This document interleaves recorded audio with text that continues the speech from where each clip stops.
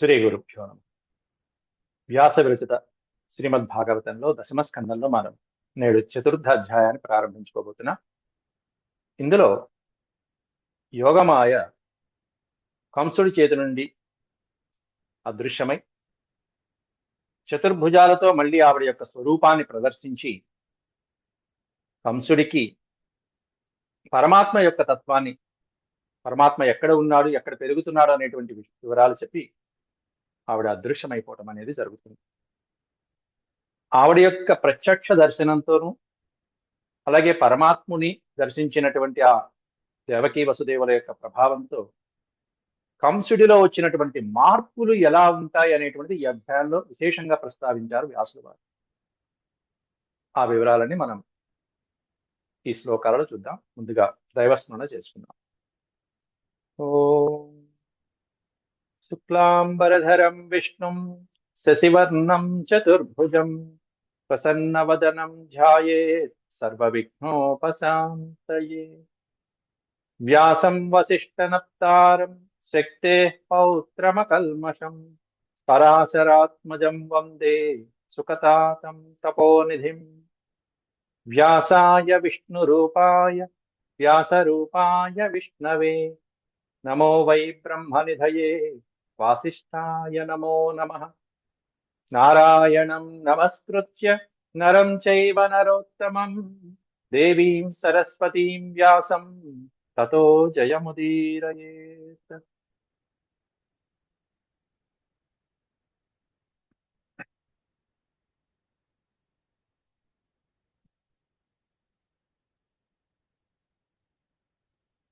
చతుర్థోధ్యాయం. శ్రీ సుక ఉవాచ.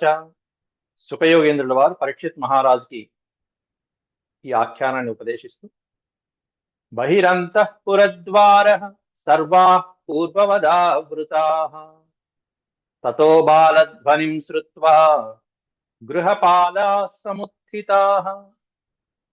ఎప్పుడైతే వసుదేవుడు ఇక్కడ జన్మించినటువంటి బాలకృష్ణుని తీసుకువెళ్లి యశోదకి పుట్టినటువంటి యోగమాయని ఆడ శిశువుని తీసుకొచ్చి ఇక్కడ దేవకి దగ్గర చేర్చడం జరిగిందో, అలాగే చేర్చిన తర్వాత ఆ చెరసాలలో అదృశ్యంగా, అంటే అంతకుముందు ఎలా అయితే సంఖ్యలు విడిపోయినాయో ఆ యోగమాయ చేయవలసినటువంటి కార్యక్రమం అయిపోయిన తర్వాత బంధనాలు వాటంతరవే బంధించబడ్డాయి, ద్వారములు బంధించబడ్డాయి, సంఖ్యలు బంధించబడ్డాయి. అట్లా అంతా కూడా యథాస్థితికి వచ్చేసింది. పూర్వవదావృత అన్నారు. అందుకే పూర్వవత్ ఆవృత, పూర్వం ఏ విధంగా అయితే ఉన్నదో ఆ విధంగా మొత్తం అంతా మార్చబడింది యోగమాయ యొక్క అద్భుతమైనటువంటి చర్యతో. ఏం మార్చబడింది? బహిరంతఃపుర ద్వార, బహిః అంతఃపుర ద్వార.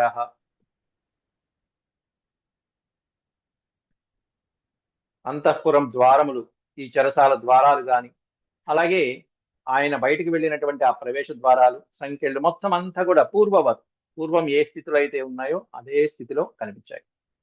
తతః, ఆ తర్వాత ఈ చిన్నపిల్ల ఎప్పుడైతే యోగమాయను తెచ్చి దేవకి దగ్గర పడుకోబెట్టాడో ఆ పాప యొక్క ధ్వని వినిపించింది బయట ఉన్నటువంటి సేవకులకి. తతో బాలధ్వనిం శ్రుత్వా గృహపాలా సముత్థితాః. బాలధ్వని, శిశువు ఏడ్చినటువంటి ఆక్రందన, ఆ ధ్వనిని చూసి విని, శ్రుత్వా అంటే విని, గృహపాలాహ అంటే పాలాహ అంటే పాలకులు, రక్షించేటువంటి వారు, ఆ కారాగృహాన్ని రక్షించేటువంటి, అంతఃపురాన్ని రక్షించేటువంటి ఆ భటులందరూ కూడా ఉత్థితాః. ఉత్థితాః అంటే లేవటం. ఉత్తిష్ట ఉత్థితాః, నిద్ర నుంచి లేచారు, మాయ నుంచి బయటపడింది, వాళ్ళ యొక్క మోహమంతా నశించింది. వెంటనే వాళ్ళు విషయం తెలుసుకుని ఎవరికైతే ఈ విషయాన్ని ప్రస్తావించాలో అవి చేర్చడానికి బయలుదేరారు కంసుడి దగ్గరికి. చేతు తూర్ణముపవ్రజ్య దేవక్యా గర్భజన్మతత్ ఆచక్షుర్భోజరాజాయ యదుద్విగ్న ప్రతీక్షతే. ఎవరైతే ఉద్విగ్నంతో ప్రతీక్షతే, నిరీక్షిస్తూ ఉన్నారో ఈ వార్త కోసం అని చెప్పి, వినటం కోసం అని చెప్పేసి వాళ్ళకి ఈ వార్తను నివేదిస్తున్నారట భటులందరూ. తే తే అంటే వారు, ఎవరై అంటే గృహపాలకులు, ఆ సంరక్షకులు ఎవరైతే రక్షక భటులు ఉన్నారో తే వారు, తేతు తూర్ణముపవ్రజ్య, తూర్ణము అంటే వెంటనే ఆలస్యం చేయకుండా, ఉపవ్రజ్య సమీపించి, దేవక్యా గర్భజన్మతత్, ఆ జరిగినటువంటి సన్నివేశం దేవకీదేవి ప్రసవించింది అనేటువంటి విషయాన్ని ఆచఖ్యు మొత్తం అంతా విన్నవించారట. ఎవరికి? భోజరాజాయ, భోజరాజు కోసం, కంసుడి కోసం నివేదించారు మొత్తం అంతా కూడా. ఎవరైతే ఈ వార్త వినటం కోసం యదుద్విగ్న ప్రతీక్షతే, ప్రతీక్షతే అంటే నిరీక్షించడం, ఎవరైతే ఉద్విగ్నంతో నిరీక్షిస్తూ ఉన్నారో, ఆతృతతో నిరీక్షిస్తున్నారో వాళ్ళకి ఈ వార్తని చేరవేశారు భటులందరూ కూడా. సతల్పాత్తూర్ణముత్థాయ కాలోయమితి విహ్వల సూతీగృహమగాత్తూర్ణం ప్రస్ఖలన్ ముక్తమూర్ధజ. సహ అంటే అతడు, ఎవరయ్యా అంటే ఆ కంసుడు, తల్పాత్ తూర్ణం ఉత్థాయ, తూర్ణము అనే పదం పైన కూడా వచ్చింది, తూర్ణం వెంటనే. తల్పము అంటే తెలిసిందే, శయనం, శయ్యాగారం ఏదైతే ఉంటుందో ఆ శయ్యాగారంలో ఆ శయనము మీద నుంచి పక్క మీ పాన్పు పై నుంచి తల్పం నుంచి తూర్ణముత్థాయ వెంటనే పైకి లేచాడు. ఏమనుకుంటున్నట్ట? కాలోయమితి విహ్వల, నన్ను సంహరించేటువంటి కాలుడి రూపంలో జన్మించినటువంటి ఆ శిశువు జన్మించింది కాబట్టి వెంటనే అతను ఎవరు ఏమిటి, అతని అందు కూడా చూడాలి. మిగిలిన 6 పిల్లల్ని సంహరించినట్టు ఇతన్ని కూడా సంహరించేద్దాం అనుకున్నాడు. కాలోయమితి విహ్వల, వెంటనే ఆలస్యం చేయకుండా వెళ్ళిపోయాడు. సూతి గృహమగాత్తూర్ణం ప్రస్ఖలన్ ముక్తమూర్ధజ, ప్రస్ఖలన్ తొట్టుపాటు పడుతూ ఓ పక్కన, ముక్త మూర్ధజ, మూర్ధజ అంటే పైన ఉన్నటువంటి శిరోజాలాలు, ఆ వెంట్రుకలు ముక్త విడిపడిపోయి, ప్రస్ఖలన్ తొట్టుపాటు పడుతూ ఆ వస్త్రము సరి చేసుకుంటూ ఇక హడావిడిగా పరిగెత్తాడు చెరసాల వైపు. ముక్త మూర్ధజ, రాజులకి శిరోజాలాలు మామూలుగానే అలంకరణ ప్రాయంగా ఉంటాయి కాబట్టి అలా విడిపోయినటువంటి ఆ శిరోజాలాలతో, జడలతో. సూతీగృహమగాత్తూర్ణం, దీంట్లో సూతీగృహం ఒక పదం, తర్వాత అగాత్ తూర్ణం, తూర్ణం వెంటనే సూతీగృహానికి అంటే పురిటింటికి వెళ్ళాడు. అక్కడ అంటే కారాగార గృహానికి అగాత్ వెళ్ళాను, త్వరగా ఆ గృహానికి వెళ్ళాడు. వెళ్ళి అక్కడ హడావిడిగా ఆ పసికందుని కూడా చంపేయడానికి వెళ్ళినటువంటి ఆ కంసుణ్ణి చూసి కంగారు పడుతూ, ఇక్కడ 4వ శ్లోకంలో దేవకీదేవి బ్రతిమలాడుకుంటుంది. అన్నయ్య, ఆవేశంతో వచ్చావు, కానీ మిగతా పిల్లల్ని సంహరించినట్టు ఇదిగో ఈ శిశువుని సంహరించమా, ఎందుకంటే పుట్టింది ఆడపిల్ల అంటూ చూపిస్తున్నది దేవకీదేవి. తమాహ భ్రాతరం దేవి కృపణా కరుణం సతీ, అతి దీనంగా కరుణ వచనాలు పలుకుతున్నది. తమాహ భ్రాతరం దేవి, ఇక్కడ దేవి అనే పదానికి అర్థం దేవకీదేవి. తం ఆహ, అతనితో ఈ విధంగా, ఆహ అంటే పలకటం, ఈ విధంగా పలుకుతున్నదట. ఎవరై అంటే భ్రాతరం, సోదరుడైనటువంటి కంసుడితో దేవకీదేవి పలుకుతున్నది.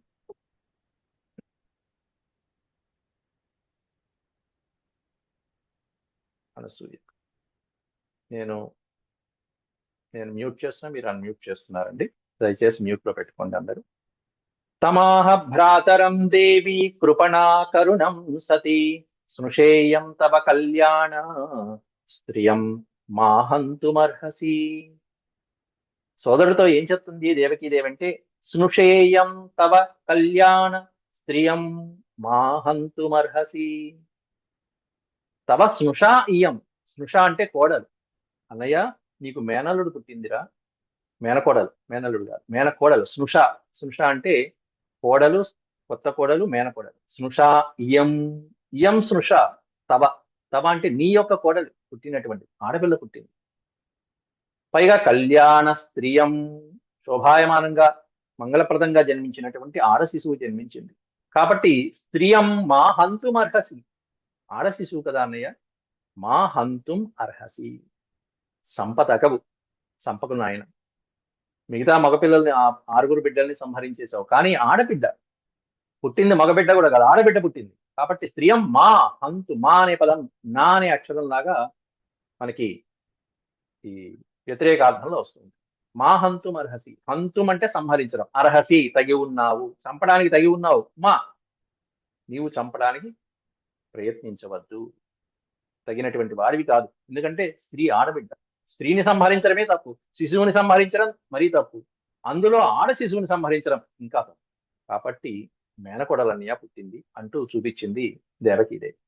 ఆవిడికి తెలుసు దేవకీ వసుదేవులకి ఎవరు పుట్టారో తెలుసు, కానీ ఆయన పరమాత్ముడు చెప్పినట్టుగా ఆచరిస్తున్నారు ఇక్కడ.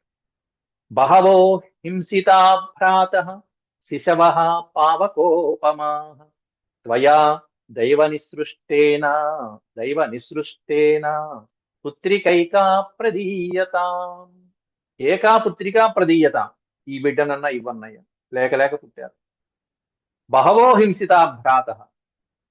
ఎంతో మంది సోదరుని ఆ పిల్లల్ని చంపేశావు నువ్వు అన్నయ్య, కనీసం ఈ పిల్లలన్నా నాకు. బహవో హింసితా భ్రాతః. హే భ్రాతః సంబోధన వాచకం అంటారు. ఓ అన్నయ్య, ఎంతో మంది బిడ్డల్ని నువ్వు సంహరించేసావు, నాకు పుట్టినటువంటి వారిని హింసించావు. ఎట్లాంటి వాళ్ళు? వాళ్ళందరూ శిశవః పావకోపమా, చిన్నపిల్లలు వాళ్ళు. ఆ చిన్నపిల్లల్ని కాస్త నువ్వు హింసించేశావు. ఎట్లాంటి వాడివి నీవు? ఎట్లాంటి కోపంతో సంహరించావు వాళ్ళని అందరినీ? పావక ఉపమా, అగ్నిదేవుడితో ప్రచండమైనటువంటి కోపం, తీవ్రమైనటువంటి కోపంతో వచ్చి మరి అగ్నిదేవుడిలాగా వచ్చి నువ్వు వాళ్ళని సంహరించేశావు. పావకుడు అగ్నిదేవుడు. ఉపమా అంటే సమానమైన, అగ్నిదేవుడితో సమానమైనటువంటి క్రోధాగ్నులు కలిగినటువంటి నీవు వచ్చి ఆ పిల్లల్ని కాస్త సంహరించేసావు అన్నయ్య. కానీ త్వయా దైవ నిసృష్టేన పుత్రికైక ప్రదీయత. ఇప్పుడు నాకు పుట్టింది కూతురు, కనీసం ఈ పుత్రికనైనా నాకు దక్కనివ్వు. ప్రదీయత, ఈమెను ప్రాణాలతో వదిలిపెట్టు అని చెప్పి వేడుకున్నది దేవకీదేవి. కానీ తర్వాత నన్వహం తే హ్యవరాజా దీనా హతసుతా ప్రభో దాతుమర్హసి మందాయ అంగే మాం చరమాం ప్రజాం. అంగే మాం చరమాం ప్రజాం. ఎంతో మంది కుమారుల్ని పోగొట్టుకున్నటువంటి తల్లి ఇక్కడ ఆ గర్భశోకంతో దీనంగా ఏడుస్తూ ఈ విధంగా అంటుంది, చివరి సంతానంగా నాకు ఈ బిడ్డనన్నా ప్రసాదించన్నయ్య.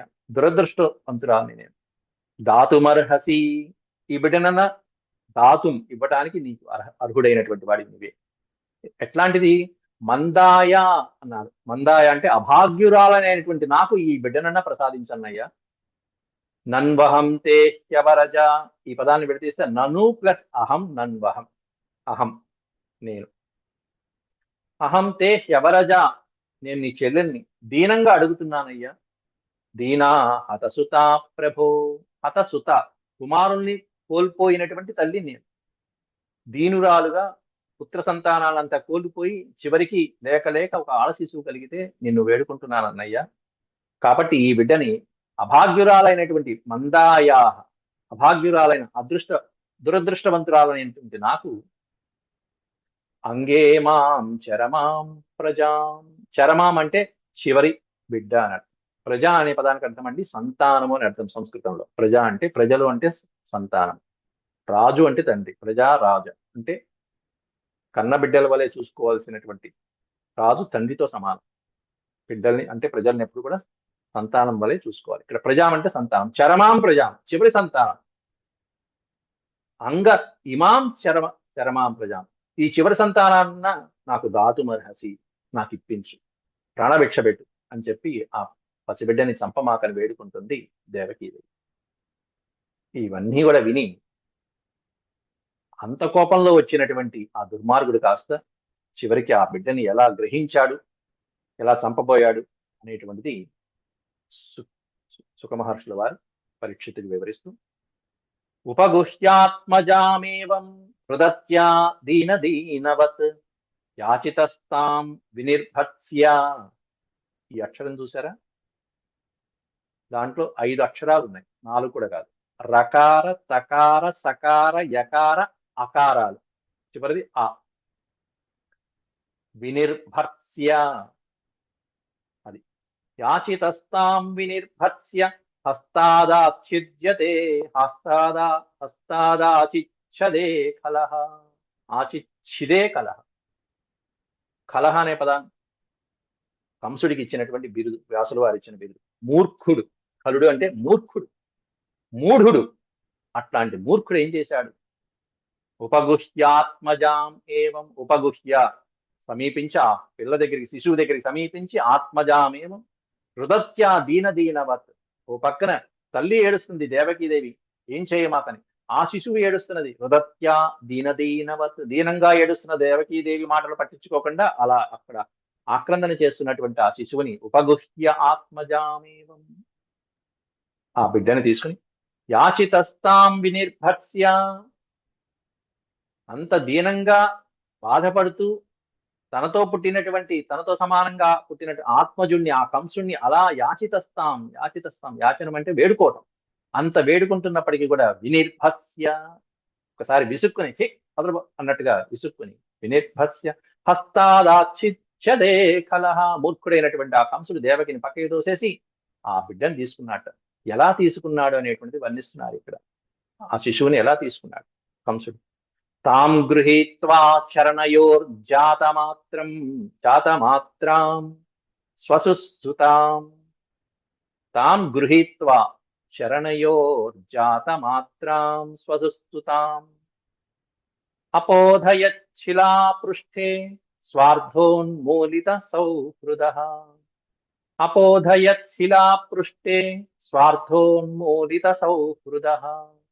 ఆ దుర్మార్గుడు ఈ శిశువుని పట్టుకుని నేలకేసి, ఆ బండకేసి కొడదామని చెప్పి ప్రయత్నిస్తున్నాడు. అది వాడి ప్రయత్నం. ఎలా పట్టుకున్నాడు ఆ శిశువుని అనేది వర్ణిస్తూ, తాం, తాం అంటే ఆమెను, ఆ చిన్న పిల్లని, ఆ శిశువుని గృహీత్వా చరణౌ చరణయో అన్నాడు. ఆ శిశువుని ఎక్కడ పట్టుకున్నాడు అంటే చరణములు పట్టుకున్నాడు, పాదాలు పట్టుకున్నాడు, తల్లి పాదాలు పట్టుకున్నాడు. ఎంత అదృష్టవంతుడు. చరణయో గృహీత్వ, చరణముల్ని పట్టుకుని, జాతమాత్రం, జాతమాత్రం అంటే జన్మించిన ఆ శిశువుని, అప్పుడే జన్మించినటువంటి ఆ శిశువు యొక్క చరణాలను పట్టుకున్నాడు. దుర్గామాత యొక్క చరణాలను పట్టుకున్నాడు, యోగమాయ యొక్క చరణాలను పట్టుకున్నాడు. స్వసుహు సుతాం, స్వసుహు మేనకోడ, ఆడపిల్ల యొక్క, ఆ దేవకీదేవికి పుట్టినటువంటి బిడ్డ. అట్లాంటి ఆ మేనకోడల యొక్క పాదాలు పట్టుకుని, అపోధయత్ శిలా పృష్ఠే, శిలా పృష్ఠే, శిలా ఇది విడతీస్తే శిల, బండరాయి యొక్క నేల మీద అలా కొట్టడం కోసం అని చెప్పి, ఆ పిల్లని కొట్టి సంహరిద్దామని చెప్పి, అపోధయత్ శిలా పృష్ఠే స్వార్థ ఉన్మూలిత సౌహృద, స్వార్థ ఉన్మీలితం, స్వార్థం ఎంతసేపు, నేను బతికుండాలి, నాకు అడ్డం వచ్చినటువంటి వాళ్ళని సంహరించేయటమే, ఎట్లాంటి వాళ్ళైనా సరే, ఆడబిడ్డైనా మగబిడ్డైనా సరే సంహరించాలనేటువంటి ఆ స్వార్థంతో, హృదయమంతా అదే స్వార్థం, స్వార్థం పేరుకుపోయినటువంటి ఆ హృదయంతో ఒక్కసారి యోగమాయను కాస్త, ఆ పిల్లని కాస్త, ఆడపిల్లని కాస్త కొట్టడానికి ఇలా పైకెత్తాడు. ఆ తర్వాత ఏం జరిగింది అనేది తర్వాత శ్లోకంలో, 9వ శ్లోకంలో వర్ణిస్తుంది. ఈ చరణాలు పట్టుకోవటం, అమ్మవారి యొక్క చరణాలు పట్టుకోవటం అనేటువంటిది కంసుడు చేసినటువంటి, దుర్మార్గుడైన కంసుడు చేసినటువంటి ఈ పని రామాయణంలో కూడా మనకి దర్శనమిస్తుంది. రావణాసురుడు సీతాదేవిని గ్రహించింది కూడా పాదాలు పట్టుకుని, ఒక చేతితో పాదాలు, ఓ చేతితో తల దగ్గర, మెడ దగ్గర పట్టుకుని అలా రథంలో కూర్చోబెట్టేశాడు అమ్మవారు. అక్కడ చాలా అద్భుతమైనటువంటి వర్ణన కూడా చేస్తారు. రోహిణీదేవిని, చంద్రుడి భార్య రోహిణీదేవిని బుధుడు పట్టుకున్నట్టుగా అన్నారు. బుధుడు పట్టుకున్నట్టుగా, చంద్రుడికి రోహిణికి పుట్టినటువంటి వాడు బుధుడు, బుధగ్రహం. అంటే తల్లిని పట్టుకోవడం, తల్లిని ఎట్లా కాలు, ఏ విధంగా పాదాలు పట్టుకుంటారు ఆ విధంగా పాదాలు పట్టుకున్నాడు రావణాసురుడు అని చెప్పి వర్ణించారు అక్కడ వాల్మీకి వారు. రథంలో కూర్చోబెట్టాడు.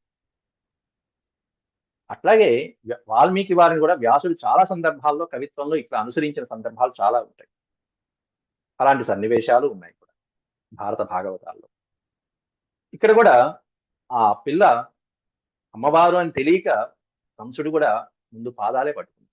తాం గృహీత్వా చరణయోర్జాత మాత్రం, వెంటనే ఆ తల్లి ఏం చేసింది, సా తద్హస్తాత్ సముత్పత్య సద్యో దేవ్యంబరం గత, అదృశ్యతానుజా విష్ణో సాయుధాష్టమ మహాభుజ. వెంటనే అదృశ్యమైపోయింది అతడి చేతిలో, ఆ కంసుడు, దుర్మార్గుడైన కంసుడి చేతిలోంచి అదృశ్యమైపోయి ఆవిడ కాస్త పైన ఆకాశంలో దర్శనమిచ్చింది. ఎట్లా దర్శనమిచ్చింది, అష్టమహాభుజ, 8 భుజములతో. సా ఆయుధ అష్టభుజ, ఆ 8 భుజాలు ఎట్లా ఉన్నాయంటే ఆయుధాలు ధరించినటువంటి అష్టభుజాలు. ఖాళీగా లేవు ఆ చేతులు. ఆయుధాలు చూపించేటప్పటికి ఎవరైనా ఎదుర్కొన్న వాడు ఇంకేముంది. 8 భుజాలు, ఒకటి ఉండదు. 8 భుజాలు, 8 భుజాల్లోనూ ఆయుధాలు ధరించినటువంటి ఆ విష్ణువు యొక్క అనుజ అని ప్రయోగించారు. శ్రీ మహావిష్ణువు యొక్క అనుజ, చెల్లెలు, సోదరి అయినటువంటి యోగమాయ ఒక్కసారి దర్శనమిచ్చింది. సా అంటే ఆమె. సా తత్ హస్తాత్ సముత్పత్య, వాడి చేతిలోంచి ఉత్పత్య, సముత్పత్య,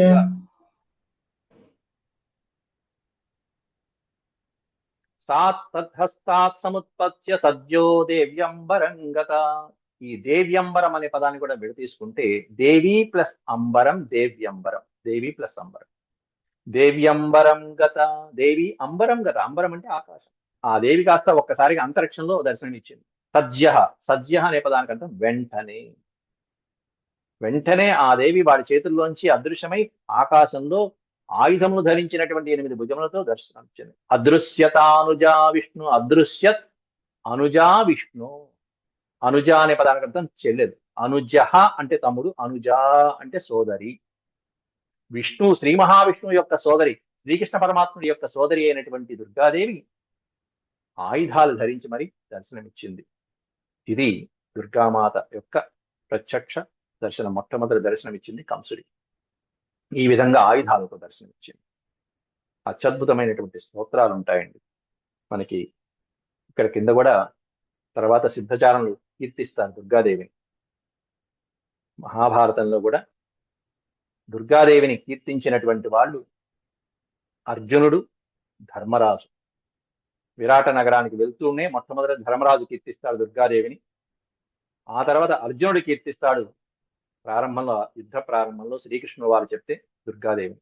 అటువంటి దుర్గాదేవి ఇక్కడ తన యొక్క ఆకారాన్ని ప్రదర్శించింది. దివ్యస్రగంబరే లేప రత్నాభరణ భూషిత, ధనుస్సూలేషు చర్మాసి శంఖ చక్ర గదాధర. దివ్యస్రక్ అంబరాలేప రత్నాభరణ భూషిత. మొత్తమంతా ఒకే పదంగా ఇచ్చారు. స్రక్ అంటే మాల, దివ్యమైనటువంటి మాల ధరించినటువంటి ఆవిడ. శోభాయమైనటువంటి పుష్పమాలను ధరించింది, దివ్యమైనటువంటి పరిమళవంతమైనటువంటి మాలను. అలాగే అంబరాలేప, అంబరము అంటే వస్త్రం, దివ్యమైనటువంటి వస్త్రాన్ని ధరించింది. దివ్యమైనటువంటి లేపనాదులు, రత్నాలు, ఆభరణ భూషిత. భూషిత అంటే అలంకరించబడిన, అనేకమైనటువంటి రత్నాభరణాలతో అలంకరించబడినటువంటి ఆ దివ్య సుందరమైనటువంటి ఆ అమ్మవారి యొక్క స్వరూపం. ధనుస్సూలేషు, ధనస్సు, శూలము, చర్మము, అసి అంటే ఖడ్గము, శంఖము, చక్రము, గద, గదాధర, గదని ధరించినటువంటి ఆవిడ.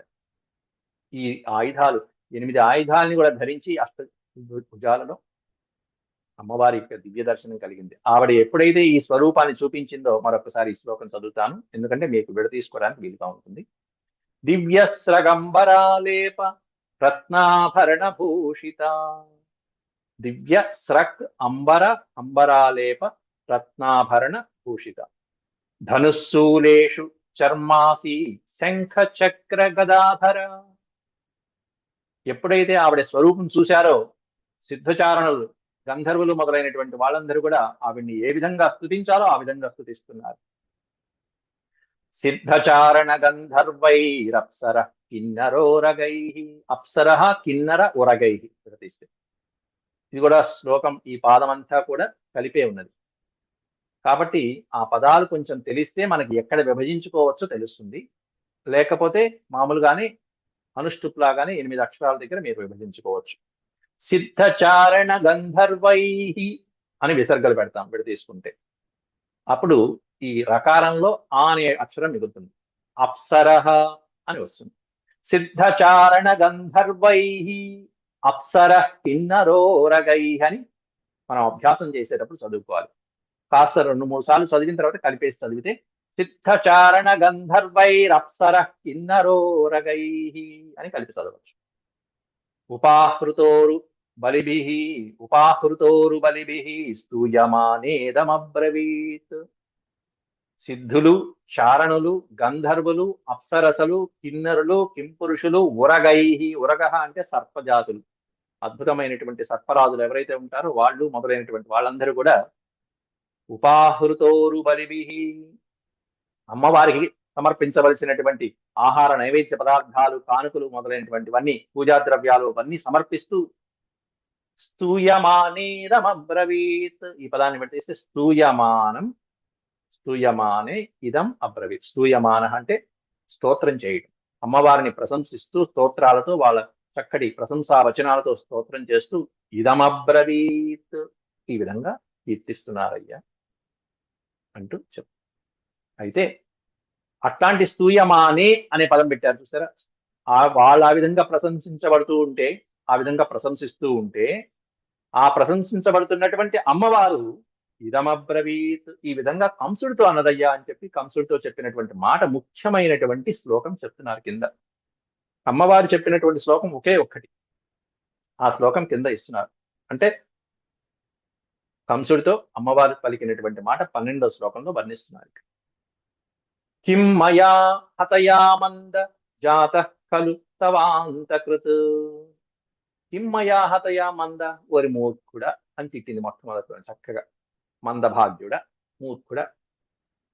కిం మయా హతయా మంద జాతః ఖలు తవాంతకృత్ యత్ర క్వ వా పూర్వా శత్రుర్మా హింసీ కృపణాన్ వృధా. కిం మయా హతయా మంద జాతః ఖలు తవాంతకృత్ యత్ర క్వ వా పూర్వ శత్రుర్మా హింసీ కృపణాన్ వృధా. ఇక్కడ హింసి అంటే హింసించడం, దాని పక్కన ఒక పదం ఉంది మా హింసి అనే పదం కలుపుకుంటే అర్థం పర్ఫెక్ట్ గా ఉంటుంది. మా హింసి కృపణాన్, అమాయకులైన పిల్లల్ని ఎందుకురా హింసిస్తావు వెధవాని అని తిట్టినట్టు అమ్మవారు. హింసి అంటే హింసించడం, మా హింసి హింసించమాకు.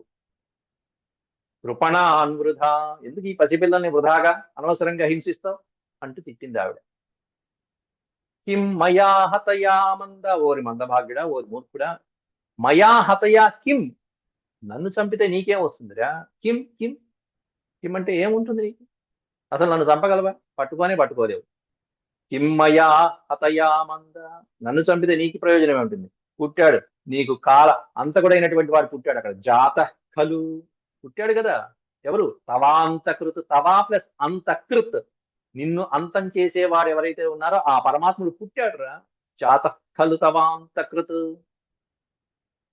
యత్ర క్వ వా పూర్వశత్రుర్మా హింసి. యత్ర క్వ వా పూర్వశత్రు, ఎవరైతే నీ పూర్వం శత్రువు ఎవరైతే ఉన్నారో ఆ శత్రువు మళ్ళీ పుట్టాడు. పూర్వశత్రువు అంటే కంసుడికి పూర్వశత్రువు, కంసుడి యొక్క పూర్వజన్మ మనం చెప్పుకున్నాం అందరూ. అట్లాంటి పూర్వజన్మలో నీకు శత్రువైనటువంటి ఆ శ్రీహరి మళ్ళీ పుట్టాడు. కాబట్టి ఇప్పటికైనా బుద్ధి తెచ్చుకుని మా హింసి కృపణాన్ వృధా, దీనులైనటువంటి అమాయకులైనటువంటి పసిబిడ్డలను ఎందుకు ఇంకా చంపుతావు, కనీసం దాని నుంచి మరల్చుకో అని చెప్పి అమ్మవారు అలా చెప్పి ఒకే ఒక్క మాట చెప్పి ఒక్క శ్లోకంలో చెప్పి అంతర్ధానం అయిపోయింది దుర్గాదేవి. ఇది ప్రభాష్యతం దేవి మాయా భగవతీ భువి బహునామ నికేతేషు బహునామా బభూవః. ఇది ప్రభాష్యతం దేవి, తమ్మనే పదానికి అర్థం ఆ కంసుడితో, అతనితో, ఆ దుర్మార్గుడితో. దేవి ఇది ప్రభాష్య, దేవి ఈ విధంగా ప్రభాష్య, సరైనటువంటి సమాధానం చెప్పి మాయా భగవతి భువి తం దేవి మాయాదేవి, దేవి మాయాదేవి అయినటువంటి యోగమాయాదేవి అయినటువంటి ఆ భగవతీదేవి భూమి నుండి ఈ విధంగా పలికి అక్కడి నుంచి అంతర్ధానం అయిపోతుంది. ఈ భూమి మీద ఆవిడ అనేకమైనటువంటి నామాలతో కీర్తించబడుతుంది. భువి అంటే భూమి యందు, బహునామనికేతేషు బహునామా బభూవః, అనేకమైనటువంటి ఆవిడ యొక్క గుణాలు ఎన్ని గొప్పవో ఆ గుణాలకి తగ్గట్టుగా ప్రాంతాలను బట్టి అనేకమైనటువంటి పేర్లతో పిలువబడింది ఆ దుర్గాదేవి. అవన్నీ మనం 2వ అధ్యాయంలో 11, 12 శ్లోకాల్లో మనకి వ్యాసుల వారు వివరించారు అవన్నీ కూడా. దుర్గేతి భద్రకాళీతి విజయా వైష్ణవీతి చ కుముదా చండికా కృష్ణ మాధవీ కన్యకేతి చ మాయా నారాయణీ శానీ శారదేత్యంబికేతి చ అంటూ ఆవిడ యొక్క నామాలు ప్రాంతాన్ని బట్టి ఆవిడ గుణాలని బట్టి ఎలా వర్ణించారో వ్యాసుల వారు 2వ అధ్యాయంలో మనం చెప్పుకున్నాం. ఆవిడికి కూడా కృష్ణ అనే పేరు ఉంది మళ్ళీ. కృష్ణ అంటే శ్రీకృష్ణ పరమాత్ముడికి ఆ పేరుంది, అర్జునుడికి కృష్ణ అనే పేరు ఉంది, ఇక్కడ దుర్గాదేవి కూడా కృష్ణ అనే పేరుంది, ద్రౌపదికి కూడా కృష్ణ అనే పేరుంది, వ్యాస పరమాత్ముడికి కృష్ణ అనే పేరుంది. అట్లా బహునామనికేతేషు బహునామా బభూవ. ఆ తర్వాత 14వ శ్లోకంలో ఎప్పుడైతే అమ్మవారి యొక్క దర్శనం లభించిందో, ఆవిడ అంతర్ధానం అయిపోయిందో, ఆవిడ యొక్క సాక్షాత్కార ప్రభావంతో కంసుడు మారాడు ఇక్కడ. అది ఆశ్చర్యకరమైన సన్నివేశం ఈ అధ్యాయంలో. అంత దుర్మార్గుడైనటువంటి కంసుడు ఒక్కసారిగా అమ్మవారి యొక్క స్వరూపం చూసేటప్పటికీ అష్టభుజాలతో, ఒక పసికందుని కూడా నేనేం చేయలేకపోయానే, ఆడబిడ్డని సంరక్షించు అన్నయ్య అని చెప్పి ఆవిడ మొత్తుకుంటే, దేవకీదేవి మొత్తుకుంటే, చెప్పిన మాట వినకుండా సంహరించడానికి ప్రయత్నించానే అని ఒక్కసారిగా విషయం తెలుసుకుని, కాబట్టి నేనేం చేయలేను అని అర్థమైపోయింది. ఆవిడ స్వరూపంతో కళ్ళు తెలుసుకున్నాడు. అంతేకాకుండా అక్కడ దేవకీ వసుదేవుడి అప్పటి వరకు శ్రీకృష్ణ పరమాత్ముని చూసి దర్శించినటువంటి వారు కాబట్టి, ఈ సత్సాంగత్యం వలన, సద్దర్శనం వలన కంసుడిలో అత్యద్భుతమైనటువంటి మార్పు కలిగింది ఈ ఒక్క అధ్యాయంలోనే. అది మన దురదృష్టం. తర్వాత మళ్ళీ అధ్యాయంలో మళ్ళీ మారిపోతారు. స్థాన బలం, సాంగత్య బలం మొదలైనటువంటి వాటితో మనుషులు ఎలా మారుతారు, వాళ్ళలో రాక్షసత్వం ఎలా ఉంటుంది, వాళ్ళతో సత్వగుణం ఎలా ఉంటుందని చెప్పడానికి ఇదిగో ఇవే ఈ అధ్యాయాలే నిదర్శనాలు. ఇక్కడ ఉన్నంతసేపు బానే ఉంటాడు కంసుడు, మళ్ళీ రాక్షసులతో చేరి మంత్రులతో దగ్గరికి వెళ్ళిన తర్వాత, సభలోకి వెళ్ళిన తర్వాత వాడి బుద్ధి మారిపోతుంది. ఇది స్థాన బలం, సత్సాంగత్య బలం అని. ఇదంతా కూడా మనం తర్వాత ఎవరైనా పిల్లలకి చెప్పవలన, బోధించటానికి కూడా ఇట్లాంటి మంచి ఉదాహరణలుగా మనం చెప్పుకోవచ్చు. ఈ కంసుడిలో మాయ చూడండి ఒకసారి. ఇక్కడ నుంచి దాదాపు 10 శ్లోకాల వరకు కంసుడు వైరాగ్యం చెప్తాడు. తయాభిహితమాకర్ణ్య కంస పరమ విస్మిత దేవకీం వసుదేవం చ విముచ్య ప్రసృతో బ్రవీత్. కంస పరమ విస్మిత, ఆశ్చర్యపోయి నోరు వెళ్ళబెట్టి చూస్తున్నాడు ఒక్కసారి జరిగిన దానికి. ఆవిడ చెప్పింది ఒక మాటే, మూర్ఖుడా పిల్లల్ని ఎందుకు చంపుతావు, నన్ను చంపేం ప్రయోజనం, అదిగో పరమాత్ముడు పుట్టాడు. ఎక్కడ పుట్టాడు, ఎలా పుట్టాడు ఏం చెప్పలేదు, అక్కడ పెరుగుతున్నాడు వెళ్ళి చంపుకొని ఏం చెప్పలేదు, పుట్టాడు అంతే, నన్ను ఎందుకు చంపుతావు. తయాభిహితమాకర్ణ్య, తయా అభిహితం ఆకర్ణ్య, తయ అంటే ఆ అమ్మవారి చేత అభిహితం పలకబడినటువంటివి, ఆకర్ణ్య విన్నటువంటి కంసుడు, అమ్మవారు చెప్పినటువంటి విన్న కంసుడు పరమ విస్మిత, ఆశ్చర్యపోయాడు. అదేంటి మరి ఆకాశవాణి అలా చెప్పింది పూర్వం, అష్టమ గర్భంలో జన్మించిన వాడు నిన్ను చంపుతాడు అని చెప్పింది కదా, మరి ఆకాశవాణి మాటలు ఏమైనాయి ఇక్కడ. ఆకాశవాణి మాటలన్నీ కరెక్టే, వీడే యోగమాయలో పడ్డాడు ఈ దుర్మార్గు. కంస పరమ విస్మిత, మరి అష్టమ గర్భం ఏమన్నా, అమ్మవారు అమ్మాయి పుట్టింది, పాప పుట్టింది, ఆవిడ ఏమన్నా మళ్ళీ పుట్టాడు ఆల్రెడీ అవతరించేశాడంది, మరి ఇక్కడ లేడు, ఎక్కడ మళ్ళీ వెతుక్కోవాలి. మళ్ళీ ఒక్కసారిగా సిలబస్ మారిపోయింది, వీడికి ఎగ్జామినేషన్ సిలబస్ అంతా మారిపోయింది. కానీ పరివర్తనం వచ్చింది. దేవకీం వసుదేవం చ విముచ్య, విముచ్య అంటే విడిచిపెట్టేశాడు, వెంటనే చెల్లెల్ని బావగారిని విడిచిపెట్టేశాడు కారాగారం నుంచి. దేవకీ వసుదేవం చ విముచ్య ప్రసృతో అబ్రవీత్, పశ్చాత్తాపంతో అబ్రవీత్, ఈ విధంగా అంటున్నట్ట. ఏమంటున్నాడు అనేటువంటిదంతా, అహో భగిన్యహో భామ మయా వాం బత పాప్మన పురుషాద ఇవాపత్యం బహవో హింసితాసుతా. ఏం వైరాగ్యం అవుతుంది. అహో భగిన్య, అయ్యో, భగిని అంటే సోదరి, భగిని హస్త భోజనం అంటాం మనం, సోదరి చేత భోజనం. అహో భగిన్యహో భామ, ఓ కళ్యాణప్రదమైన దాన, మంగళప్రదమైన దాన, సోదరి. మయావాం బత పాప్మన, పాప్మన పాపకార్యాలు చేసేటువంటి నా చేత మీరిద్దరు ఎంత ఇబ్బంది పడ్డారు. మయా అంటే నా చేత మీరిద్దరు ఎంత ఇబ్బంది పడ్డారు. ఎట్లాంటి వాణ్ణి నేను, పురుషాద, పురుష ఆద అంటే పురుషుణ్ణి భక్షించినటువంటి వాడిని, పురుష హంతకుణ్ణి నేను. ఆద అంటే సంహరించి తినేటువంటి వాడు, ఆదుడు అంటే తింటాం. పురుషాదుణ్ణి, పసిబిడ్డల్ని 6గురిని చంపేశాని, హంతకుణ్ణి అయిపోయాని. పురుషాద ఇవాపత్యం, ఎవరిని, అది కూడా నీ కుమారుని. ఇవ అపత్యం, నా కన్న బిడ్డలతో సమానమైనటువంటి వాళ్ళు, నీ సోదరుడు, నీ కొడుకులైనటువంటి వాళ్ళని అందరినీ సంహరించాని, అంత పాపం మూట కట్టుకున్నాను. ఇవాపత్యం బహవో హింసితా సుతాహ, నీ కుమారుల్ని అందరినీ హింసించాను. బహవః సుతాహ హింసిత, నీ కుమారులైనటువంటి ఎంతో మంది నా చేత హింసించబడ్డారు. అయ్యో ఎంత పాపాత్ముని నేను, ఇలా పురుషుల్ని హత్య చేసినటువంటి పాపాన్ని మూటగట్టుకున్నాని అని చెప్పి బాధపడ్డాడు కంసుడు ఈ శ్లోకంలో. నత్వహం త్యక్త కారుణ్యస్త్యక్త జ్ఞాతి సుహృత్కలః కాన్ లోకాన్ వై గమిష్యామి బ్రహ్మహేవ మృతస్వశన్ అంటూ 16 శ్లోకం. ఈ 16 శ్లోకం నుంచి 10 శ్లోకాలు మొత్తం వైరాగ్యభరితమైనటువంటి శ్లోకాలు కంసుడిలో వచ్చిన మార్పుని సూచిస్తూ ఉంటాయి. మార్పు కేవలం స్థానబలం, అమ్మవారి యొక్క దర్శన ప్రభావం. దుర్గమ్మవారిని దర్శించినటువంటి వాళ్ళకి తప్పకుండా పాపాలు పోతాయి. బుద్ధి ఏ విధమైనటువంటి మార్పు తెస్తుంది అనడానికి ఇదే నిదర్శనం. అంత రాక్షస ప్రవృత్తి కలిగిన కంసుడు కూడా దుర్గామ్మవారి యొక్క దర్శనంతో ఎంత మార్పు వచ్చిందో చూడండి. కాకపోతే ఆ మార్పు తర్వాత సత్సంగంతో వాడు ఉంటే బాగానే ఉండేది, కానీ మళ్ళీ దుస్సంగాన్ని సంకల్పించాడు. మళ్ళీ రాక్షసుల దగ్గరికి వెళ్ళాడు, మంత్రులతో సమావేశమయ్యాడు, వాళ్ళు కాస్త బుద్ధిని మార్చేశాడు. ఇది యోగమాయ అంటే. ఆవిడ పెట్టే మాయ. పరమాత్ముడిలో శక్తి ఉంటుంది, మాయ ఉంటుంది. మనం మాయలో పడ్డామా అంతే. ఆ అమ్మవారిని తెలుస్తూ ఆ స్వామి పాదాలని శరణు వేడుతూ ఆ మాయను కూడా అధిగమించి మనం శక్తిని కూడగట్టుకుంటే మోక్షం పొందుతాం. అవి ఈ 16 శ్లోకం నుంచి ఎలా ఉంటాయనేటువంటిది రేపటి పాఠంలో మనం ప్రస్తావించుకుందాం. ఇంతవరకు సెలవు. ఓం శాంతి శాంతి శాంతి. యదక్షరపదభ్రష్టం మాత్రాహీనం చ యద్భవేత్ తత్సర్వం క్షమ్యతాం దేవనారాయణ నమోస్తుతే. సర్వం శ్రీకృష్ణార్పణమస్తు. ఓం నమో భగవతే వాసుదేవాయ. హరి ఓం.